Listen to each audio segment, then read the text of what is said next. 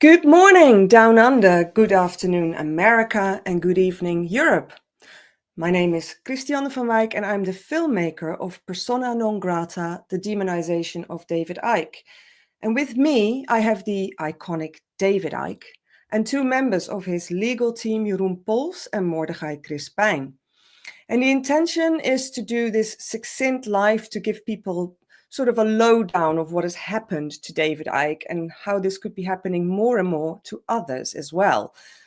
This live will be divided into a few segments. We will start with David sharing with you all what happened that has resulted in him having been pretty much imprisoned on an island for the past 2.5 years, and indefinitely if he doesn't change his thoughts. Subsequently, we will talk to Jeroen, his lawyer, about the nefarious ways the Dutch government is abusing laws to ban innocent people from expressing themselves freely. And lastly, Mordechai Crispijn will lead on the subject of anti-Semitism and how it is used to ban and demonize people.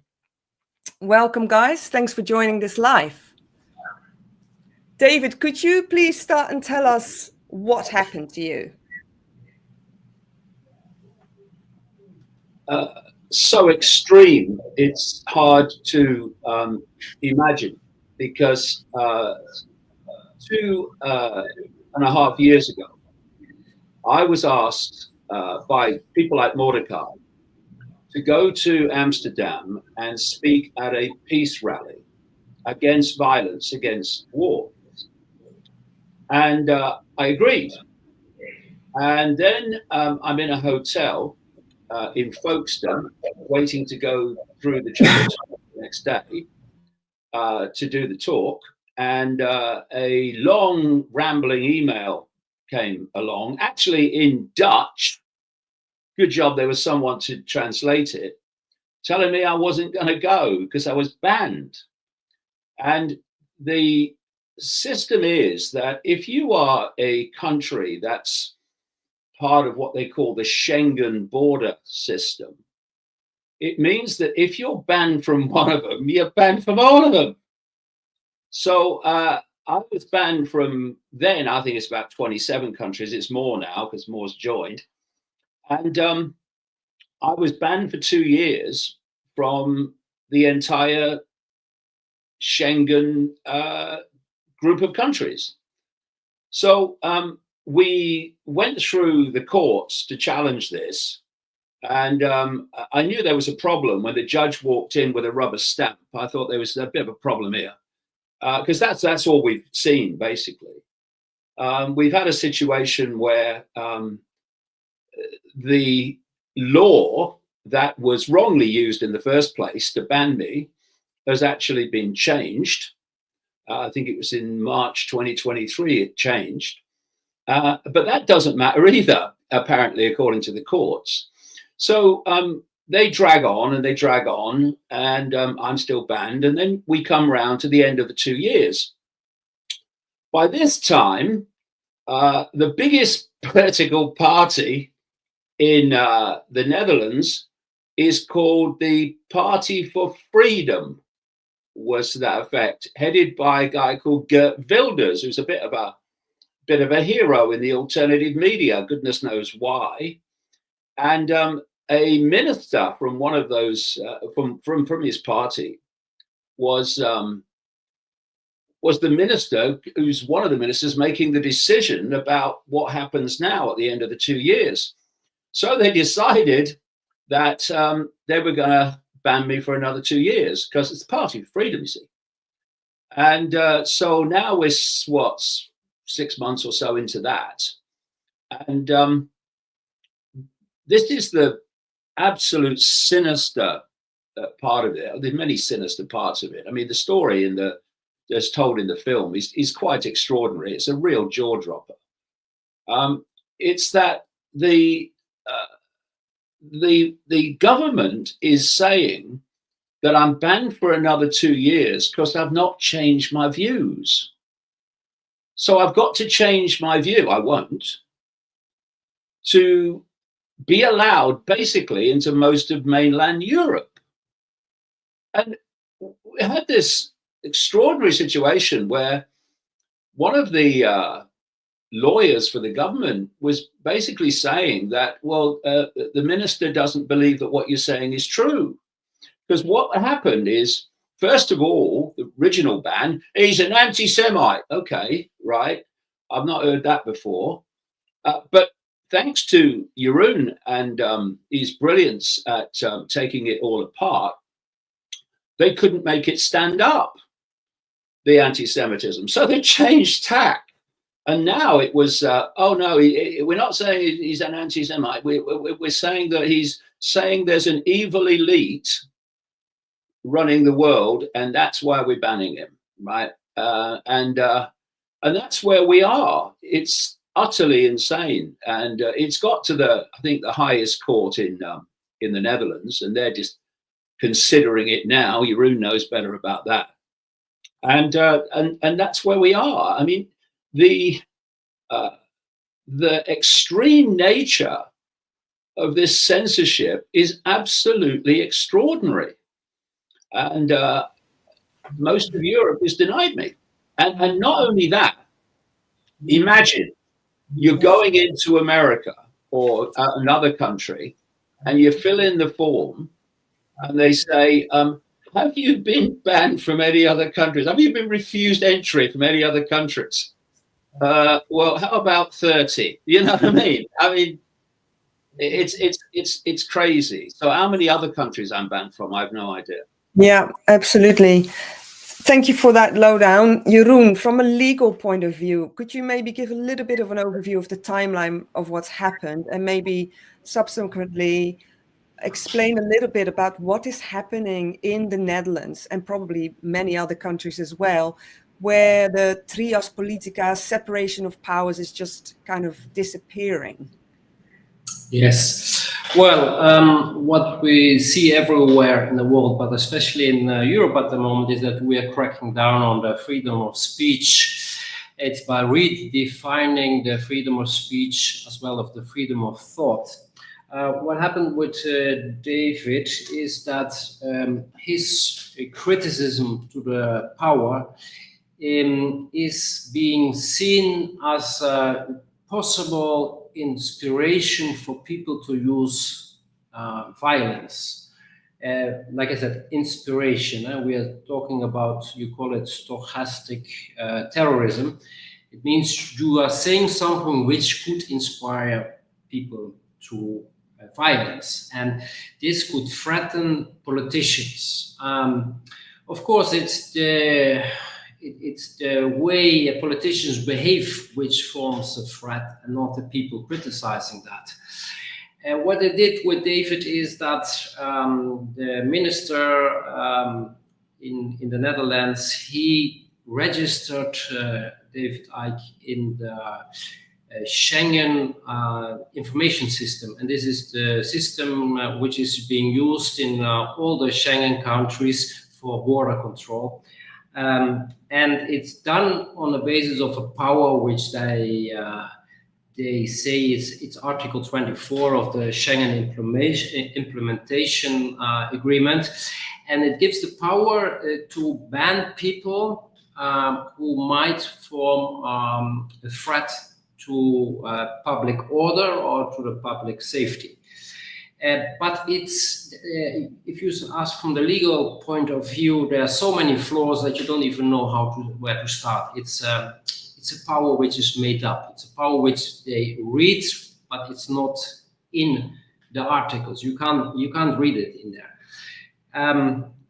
Like David just said, there was a change in this Article 24, which was already known in 2018, but it was implemented in the Netherlands, I think, in beginning of March 23. And what the change was, the Schengen implementation agreement says you are allowed to, you have the power to ban people who form a threat for public order, if in cases, if, for example, they are convicted for certain crimes of minimum 1 year prison sentence, or they are they are suspect of that. This was changed to that only in these cases you can put people in the Schengen information system. So from a margin of appreciation, it went to a limited cases in where you could use it. And the Dutch minister said, well, it cannot be the case that it was meant to change my power, because that would mean I couldn't ban people like David Icke. It's the other way around. The powers come from the law and not other way around. Not a desire to have a power doesn't give you power. But this is actually what is being pleaded in the courtroom. So at this moment, we have an appeal at the highest court in the Netherlands, and at the same time, we are appealing the second decision to ban him for 2 more years, which is now in the first instance, the first court. So we are waiting now the verdict, which, it should have been 12 weeks, maximum 12 weeks after. When did we have the court case? I think it was in April 6th. February 16, I believe we had the court case. So 6 weeks to 12 weeks after that, we will see if they come with a verdict, because I have other cases which are not popular at the courts, and they just drag it on, although there is no legal possibility to drag it longer, but they are doing it because some cases are too difficult for them, because they will have to show their cards, which they don't like. And this is one of the cases. They know there is no such power, but they will try to avoid a verdict. To take it out of their hands, I requested to put it forward to the European Court in Strasbourg, because they are the only ones who have the power to interpret how to interpret this power, and not the minister and not the Dutch courts. So we will see what they are doing, and that would mean that we have a further delay of maybe 1 year, could it even be longer. And there is also normally there is also a possibility for an that if it's an urgent case, it can be much quicker, but they don't find any urgency in this case, because they say, well, he is free, he can go anywhere where he wants, just not to these 30 countries. And so they don't see that as something, or a case of urgency. So this is briefly the situation we're in right now. Thank you very much, Jeroen. So I was present when the appeal occurred at the Council of State it was the 26th of February, I believe. For me, not coming from a legal background, if I may swear, it was a head fuck to listen to it, because I was meant to translate, and I found it harder and harder and harder to translate, because it was almost like the state's lawyer was going into a rabbit hole, trying to turn and twist and be really creative at what was written there in this Article 24. Is that what's happening right now? So law is no longer law, is basically what I'm saying, because people are they're freestyling with the interpretation, basically. Absolutely. I always say we are 85 years back in time, because this is the way they did it during the National Socialism. They read powers in the law they needed, not the other way around. And what the problem of the minister is, we didn't go into discussion about the opinions of David, because my opinion is whatever David thinks and whatever he says, it's his freedom to spread them and to talk at whatever he wants, as long as it's within the borders of the law. And the only institution which is allowed to judge whether it's within the borders, that's the judge and the penal judge. He's the only one. It's not a minister. We have a system, and this should be standard in every state of law, is that not the minister can decide what's within the borders of the law. Only the judicial system can do that.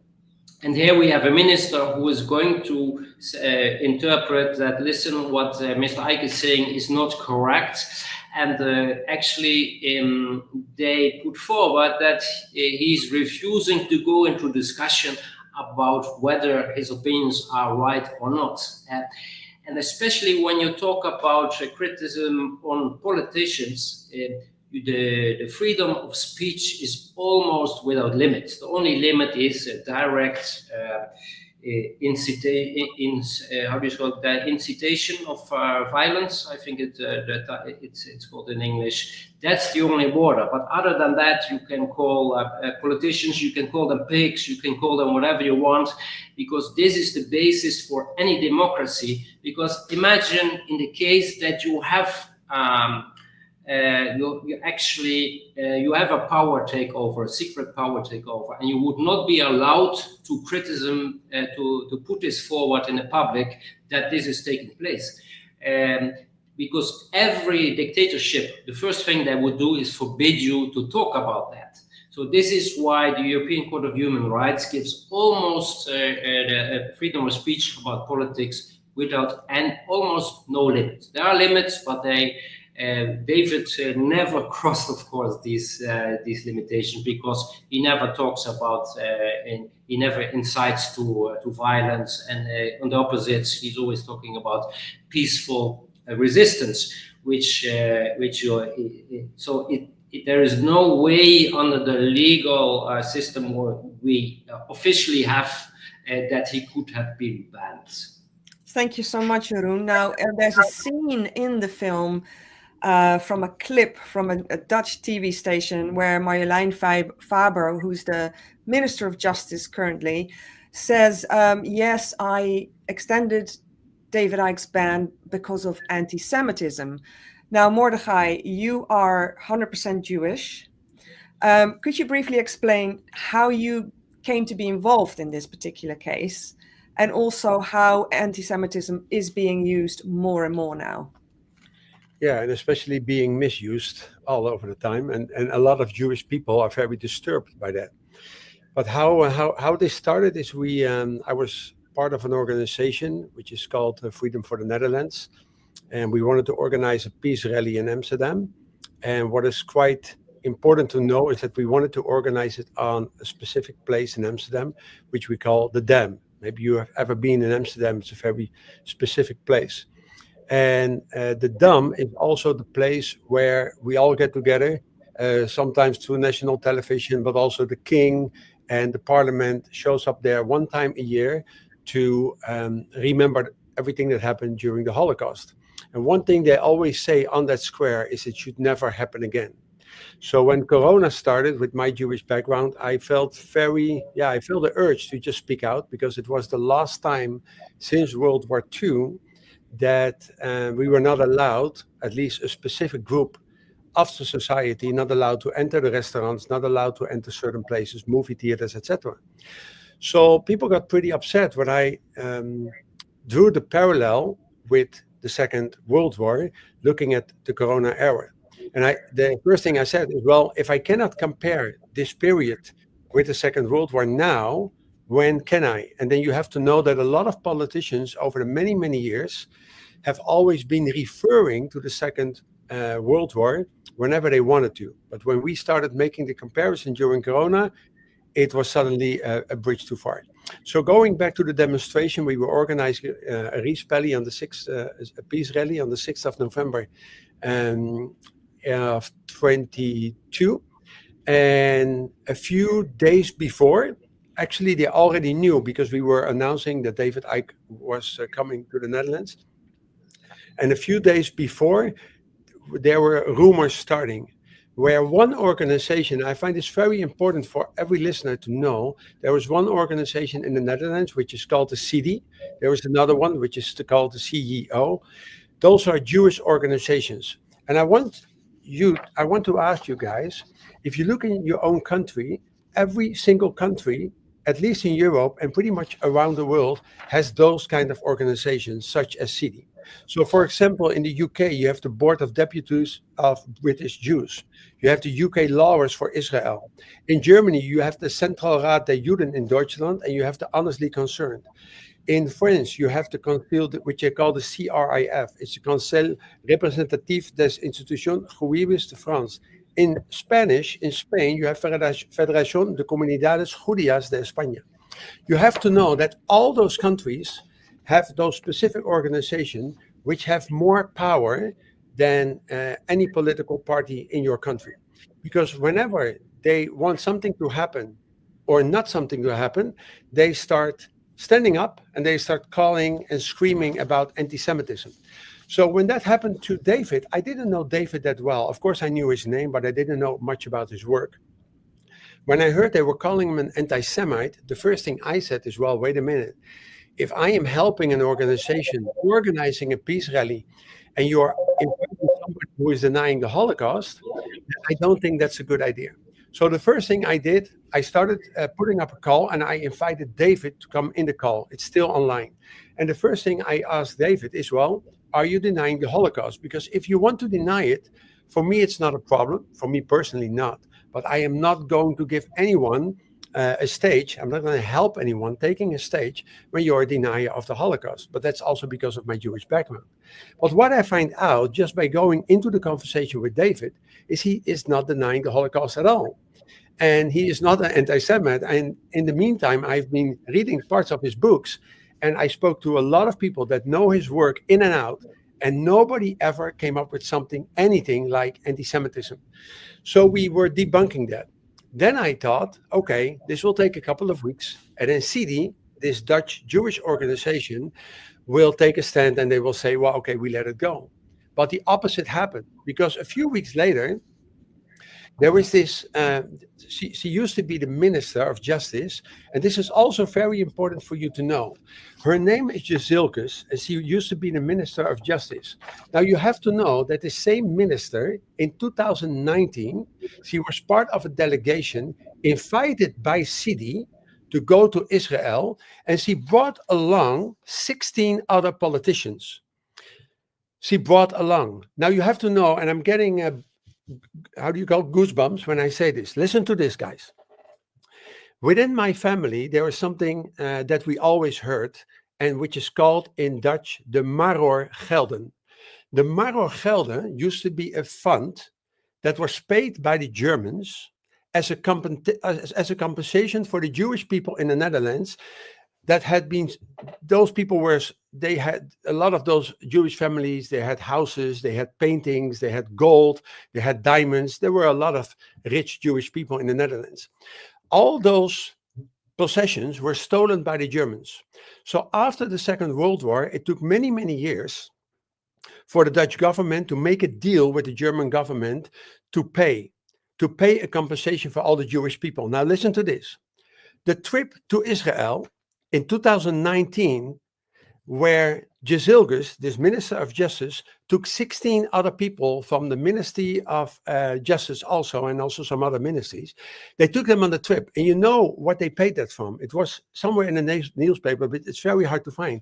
They paid it from the Maror Gelden. They paid it from the money that was supposed to be dedicated for the Jewish theft that the Germans did. So this is what is going on. So when all this happened, and they were blaming David to be an anti-Semite and a denier of the Holocaust, it was the same minister taking the stance in the second chamber here in politics, calling David a Jew hater.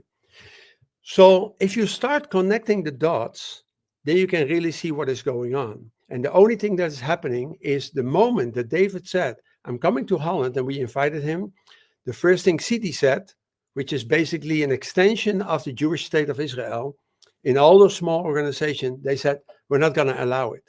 And even though there is no law that can forbid David to come into Holland, the CIDI has the power to do anything they want, and all those political games, and we will find out within another 2 years probably that there is no law, there is no foundation of this, but this is what they do.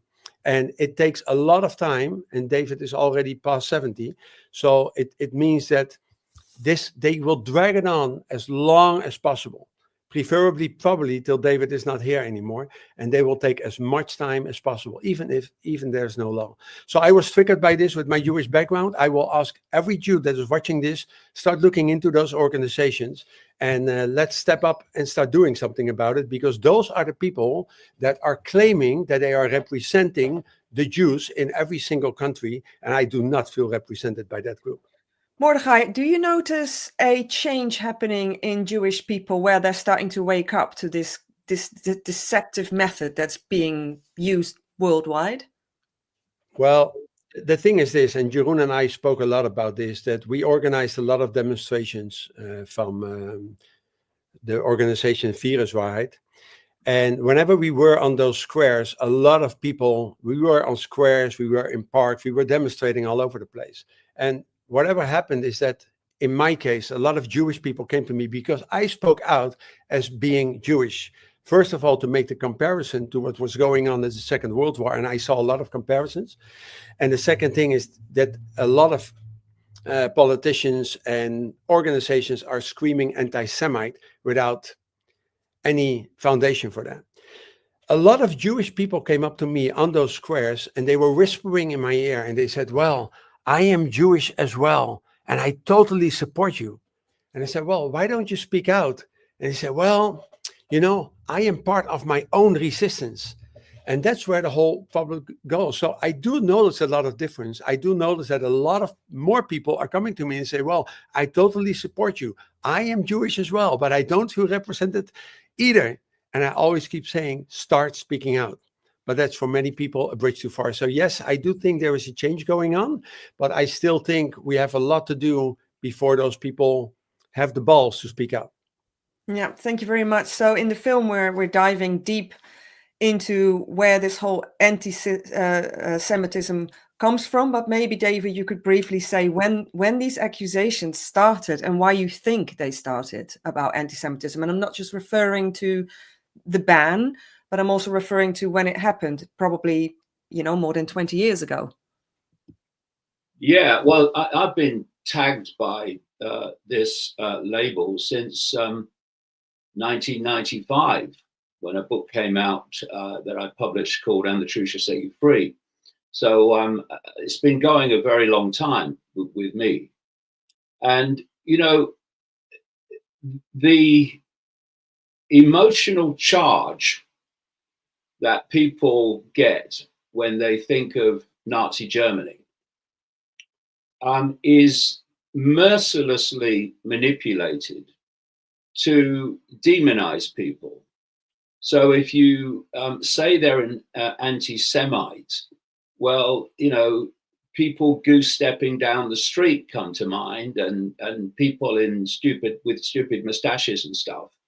And there's this emotional charge of revulsion towards the target, and so it's a very powerful emotional tool to demonize people without any evidence. And I would say that what Mordechai's just said is spot on, because I'm also banned from Australia. I was banned from Australia in 2019, and exactly the same sequence took place. In the autumn of 2018, after a long wait, mind, I was given permission by the Australian government to do a 6-city tour at the start of 2019. And me and my son Jamie were in a bar near Los Angeles airport, just about to get on a plane to Melbourne to start the tour. And exactly as happened in Folkestone, a long rambling email came, this time in English, from a immigration minister in Australia called David Coleman, who went on and on about the fact that I'd been there 10 times and spoken, and there never was a problem. But you're not coming, right? And what had happened is, when Mordecai talks there about City in the Netherlands, this was an organization called the Anti-Defamation Commission. And it was originally created by an organization out of America called B'nai B'rith. And they started kicking off.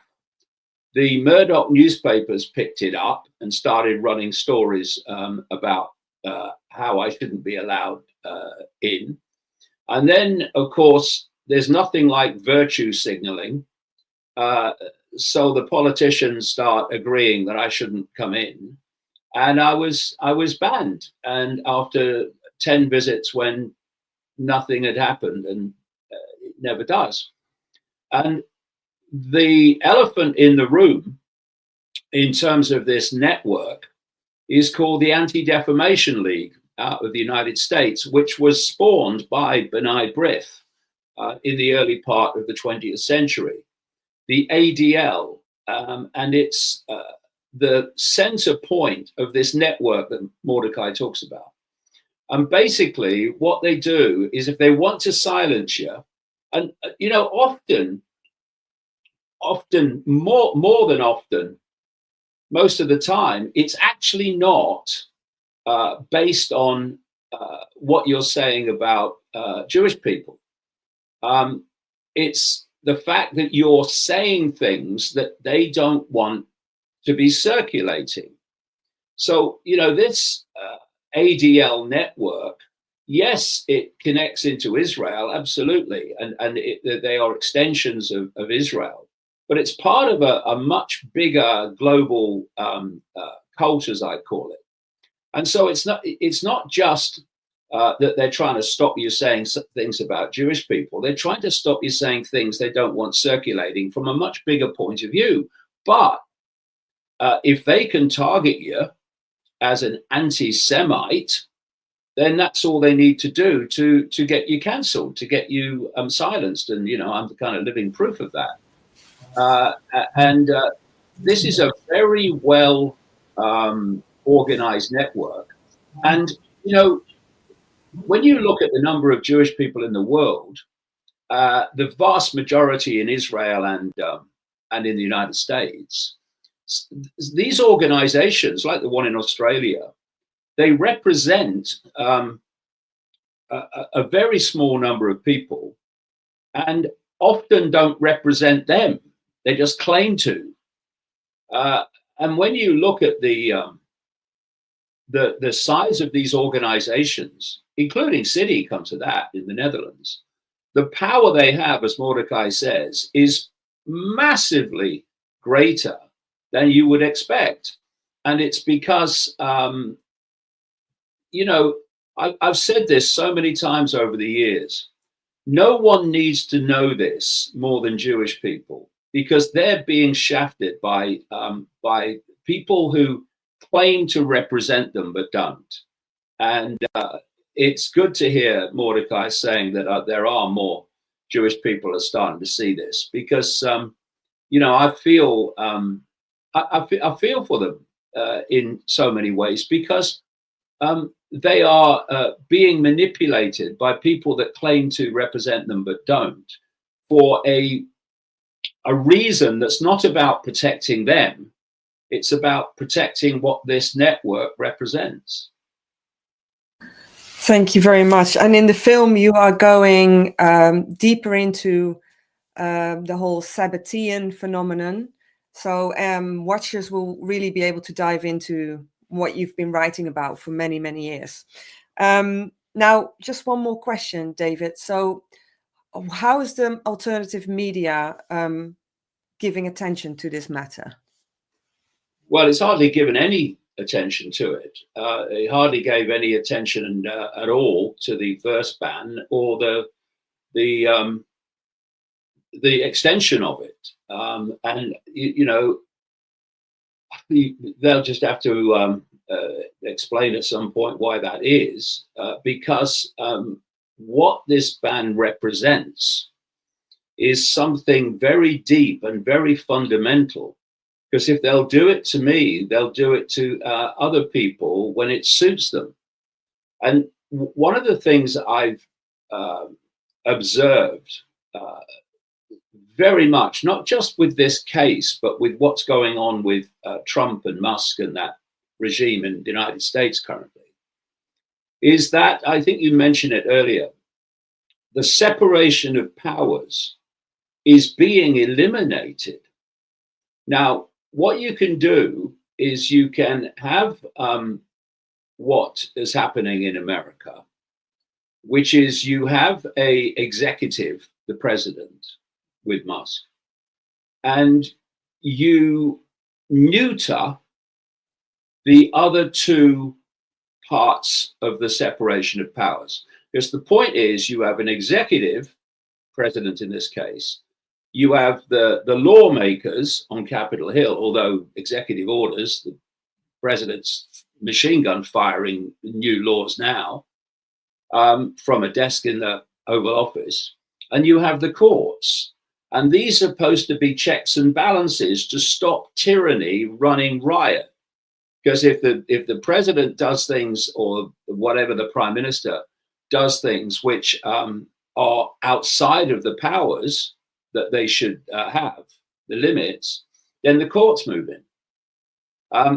And what's happening in America is, first of all, the lawmakers on Capitol Hill have been neutered. The Republican majority is just sitting there with its head down. And now you're getting the courts targeted and judges demonized for saying, no, this is illegal, you can't do this. Now, that's one way of doing it.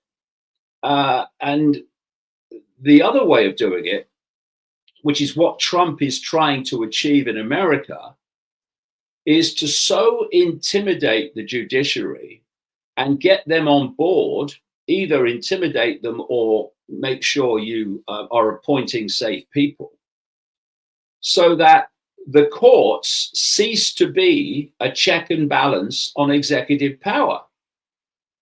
And so I mentioned earlier, I have seen this, it's like judges walk in and they do symbolically have a rubber stamp. Yeah, okay, government's right. And people like Jeroen must get and Mordecai must get so frustrated over these years where they've been challenging the illegality of lockdown and the COVID period, etc. And now this and many other things, where I've sat here and I've watched them win the argument hands down. But then the verdict comes along and it's based on not the evidence that's been presented, but it's just based on, well, the government's right. And so this is very, very dangerous, that you're having this check and balance removed, not just in the Netherlands and in the United States, but across the world.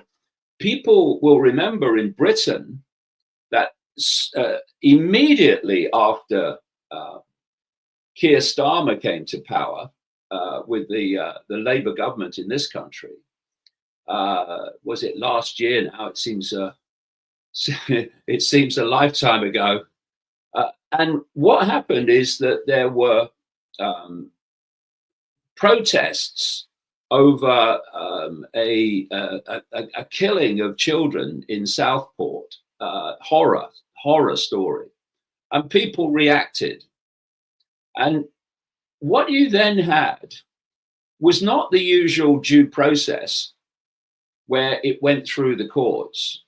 You had them in court almost immediately, and these judges sat there with their funny hats on, giving out ridiculous sentences in terms of length and severity to the people before them. Now, that is a political judgment.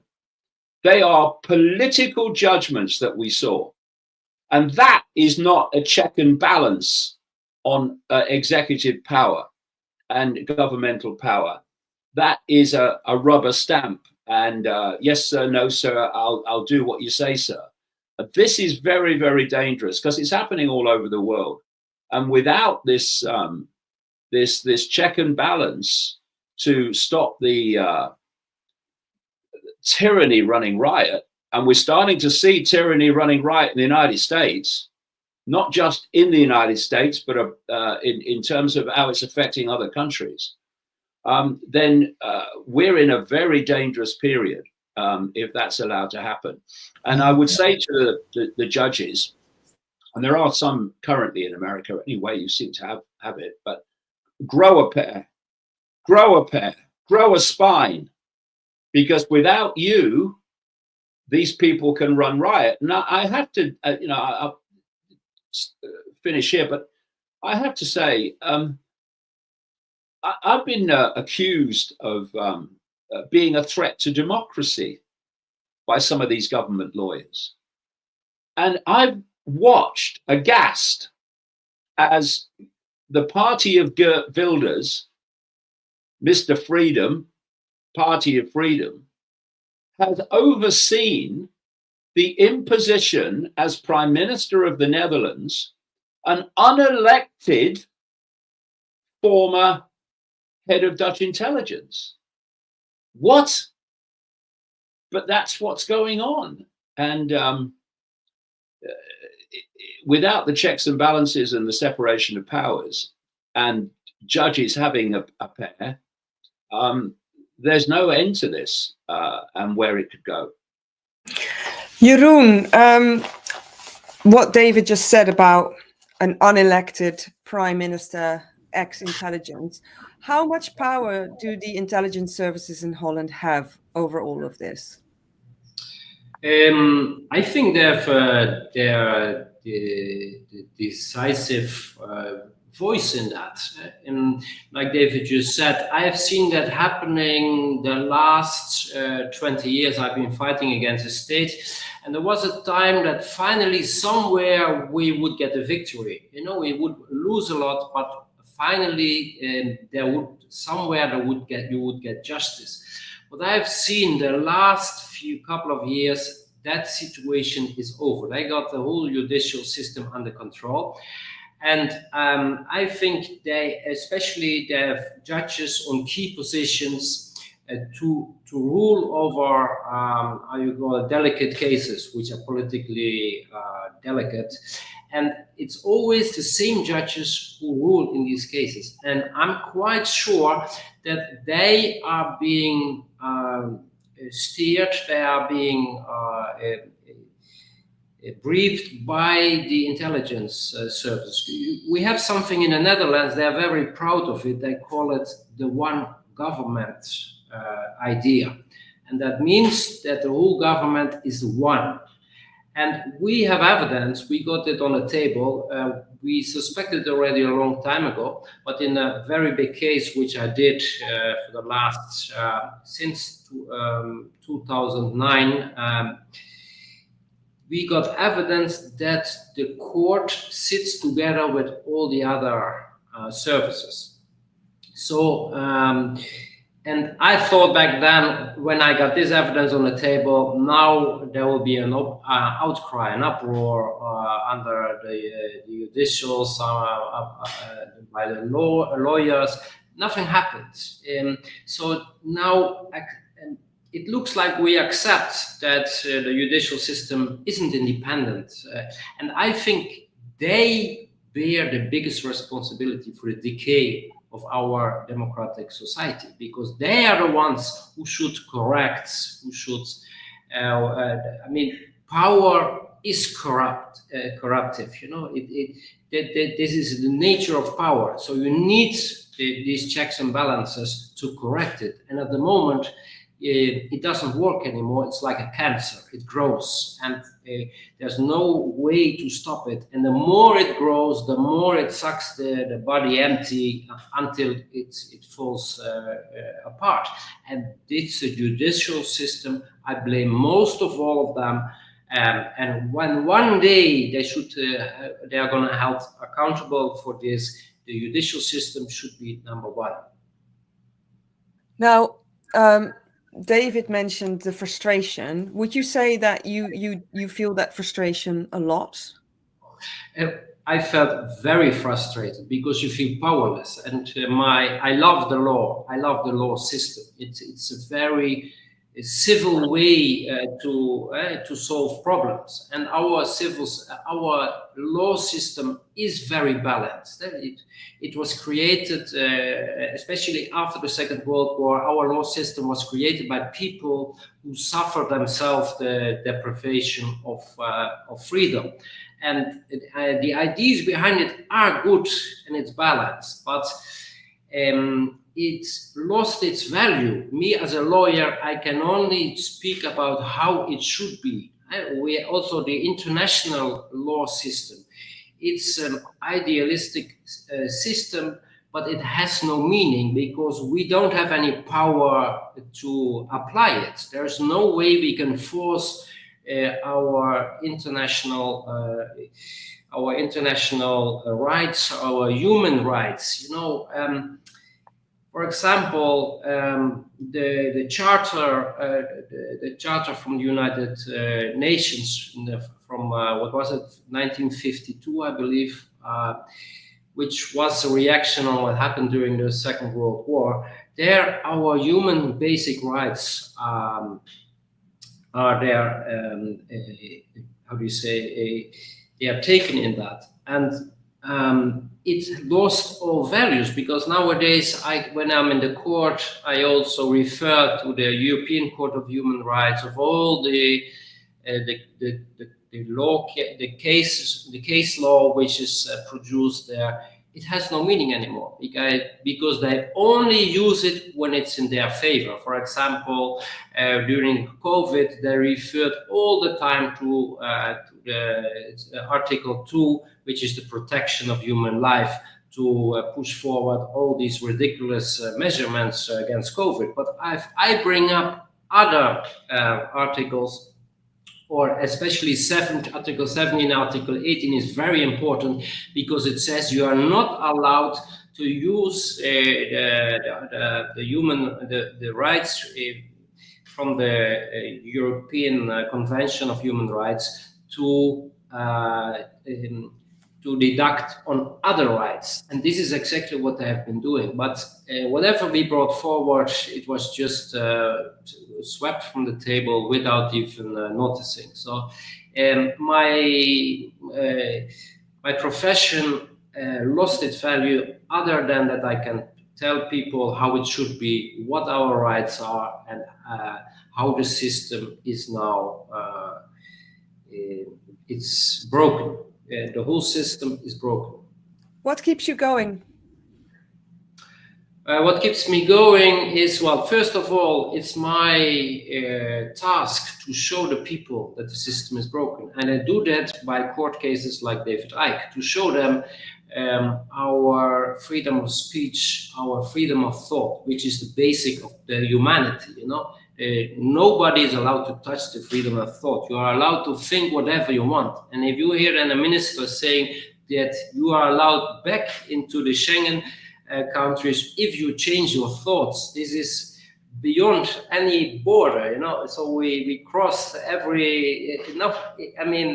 everything goes nowadays. And it's my job to show them that they are criminals in black dresses. This is how I call them, because, and this is not overstated, it's what they are, because they are the ones responsible for the decay of our society. And it sounds harsh, but this is the way it is. Yeah, no, thank you very much. David, very briefly. Very briefly. Yes, that's why I said it. I emphasized it. Loads of lines underneath it. There's been a question that I've heard many, many times where people that sit on the sideline and look at you go, well, why doesn't he just travel anyway? Can you give them a satisfying answer, please? Well, I don't really care if it's a satisfying answer. It's reality. First of all, you're checked this side of the border often. And if you get to the other side of the border, then you're blocked. At best, you're sent back, and you're not allowed in. So, I mean, what is the point of going through that farce over and over again? I actually remember in one case that I was asked when they were talking about the urgency of allowing me not to be banned from 30 countries, if I was planning a trip to the Netherlands and had I bought my tickets. What? You've banned me. You've banned me for 2 years. I'm going to buy air tickets to come on the off chance that you'll overturn it when you won't. I mean, it's crazy. So what you do is you look at the situation you're in, and it is what it is. And therefore, instead of going through the motions of showing what a rebel you are by doing something that's not going to work because they can't, and you could end up getting arrested anyway. What's the point of that? You say, okay, I'm confined to Britain, basically. So what's the best way that I can make a difference? And you do it that way. So you do it down the line in interviews and what have you. You do it in books. You do it online. You do it through Iconic, iconic.com, and you do it that way. It's like you throw at me what you want to throw at me, and I'll just say, well, it is what it is. How am I going to get around it? And that's what you do. And to go through the motions of traveling when you're just going to be sent back at best is an absolute literal waste of time, which I could use much better. Yeah, and you always say pick your battles. So this is one you might not want to pick. Mordechai, we obviously had the premiere a couple of days ago, the physical premiere in the Netherlands. Jeroen, you're in Paraguay. David, of course, imprisoned in England. So both of you appeared on a big screen for a Q&A after the film. Now, I was absolutely elated with the first reactions after the film. I hadn't quite expected that. I was really, really pleased with the astonishing reactions of people really loving the film. In your words, Mordechai, could you maybe tell the viewers what they can expect in this film? I don't want to blow my own trumpet, you see. I think you did a very good job, an outstanding job, actually, because I have been here from the very start, from that first moment that David was banned, saw all the court cases. Jeroen put pretty much most of the work in it. I saw every single bit of it being revealed. And still, when I saw the movie, I was so impressed by the fact that if you see it all again, passing by in a timeline, taking like 1.5 hours, it just remains mind-blowing. And it's actually to be ashamed of a country where I used to be proud of, and I think a lot of people in Europe and the rest of the world feel like that. I used to be the guy that was sitting in Thailand and talking to people and almost, no, I wouldn't say bragging, but being proud of a country where I had the idea we had a lot of balance, and where we have a supportive system for people that don't have enough money to get around, all that kind of stuff. And then when I met Jeroen and Willem, and I knew Willem already for many years because of the dance team, but when I got to know Jeroen, he said, well, it took many years, but the government started for themselves. They actually started for themselves. And we were just ignorant. And I think that is something that the movie shows, that if you really look in those law cases and you only see bits of a puzzle, it doesn't really strike you. But when you see it in a movie like that, you can really see what's going on. And I think you did a very good job by really showing it from the very beginning, seeing all the ups and downs that we are going through. And it's still not finished, actually. But I think that's what the people can expect, to be taking on on a journey which only takes 1.5 hours. That took us more than 2 years to actually put it all down. And I think it's a very important movie to see what's going on, because it's not only in the Netherlands, it's worldwide. It's a worldwide movement heading for a one world government. And that's what people still don't realize.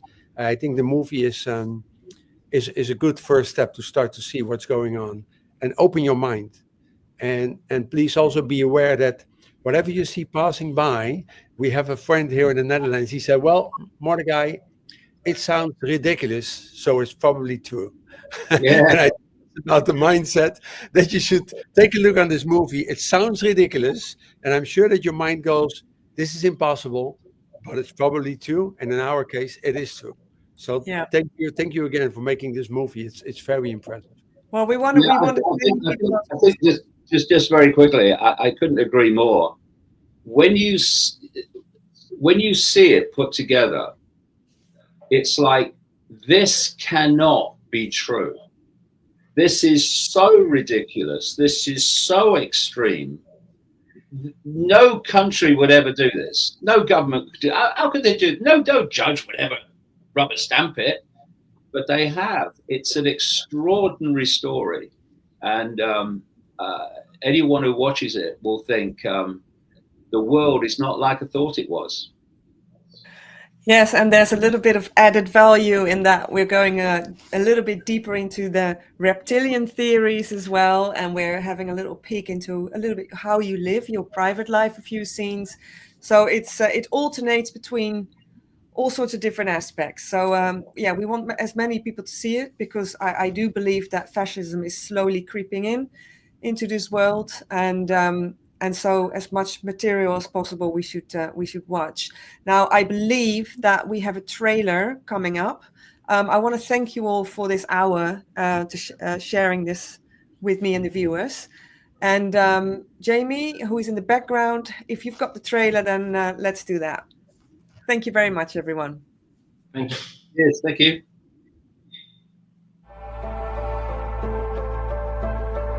Nederland weigert de Britse complotdenker David Icke. Ja, hij zou eigenlijk dit weekend komen spreken op het Museumplein in Amsterdam. Gisteren kregen we te horen dat hun belangrijkste gast, complotdenker David Icke, het land niet in mag. Nederland heeft eerder in het verleden haatpredikers geweerd. En ik zie Icke als een haatprediker. Haatprediker, salafistische haatprediker, moeten we verhinderen dat ze naar Nederland komen.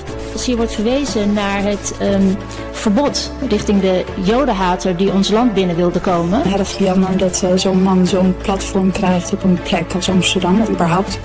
I'm Jeroen Pols. My name is Willem Engel.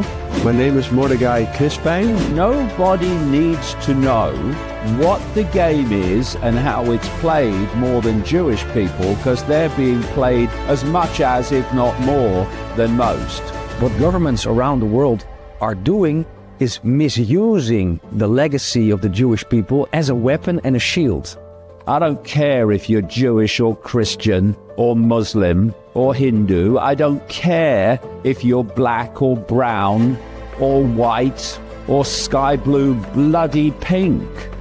Just don't impose your beliefs on other people and you'll hear nothing from me. Deze zaak komt ook voort uit de eigen keuze van meneer Icke om een aanjager van een, wat de minister betreft, verzonnen verhaal over een kwaadaardige elite die de mensen onderdrukt. Ja, hij kiest ervoor om dat gedachtegoed over de hele wereld te willen verspreiden. Het moet niet zo zijn dat onze staatssecretaris de reikwijdte van de vrijheid van meningsuiting zou bepalen. De kunst om tegelijkertijd de twee tegenstrijdige overtuigingen te accepteren of te geloven, zelfs als deze elkaar uitsluiten, zonder enige cognitieve dissonantie te ervaren. Dat noemde George Orwell in zijn roman 1984 Doublethink. Wij hebben geen toestemming nodig om te spreken. Blijf je uitspreken. So the idea to go to England was actually born because I was looking for a way to actually show that we cannot be stopped. And I'm eternally grateful that you make the effort to come from all the different places that you came from. Believe what you like. You are what you are. We're all an expression of the same consciousness in the end anyway. Real freedom is control of your own perceptions and not letting someone else tell you what to believe.